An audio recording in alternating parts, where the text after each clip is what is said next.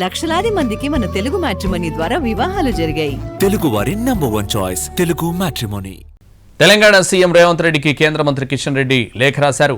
వివిధ జాతీయ రహదారులకు అవసరమైన భూసేకరణ ప్రక్రియను రాష్ట్ర ప్రభుత్వం వెంటనే పూర్తి చేయాలని, ఆ రహదారుల నిర్మాణానికి సహకరించాలని ముఖ్యమంత్రిని కోరారు.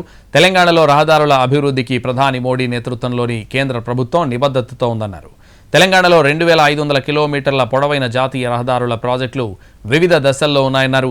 ఆ 16 జాతీయ రహదారుల నిర్మాణానికి 1550 హెక్టార్ల భూమి అవసరం ఉందని, ఈ భూమి సేకరణకు సంబంధించి రాష్ట్ర ప్రభుత్వ అధికారులకు కేంద్ర రోడ్డు రవాణా, జాతీయ రహదారుల మంత్రిత్వ శాఖ అధికారులు అనేకసార్లు లేఖలు రాశారన్నారు.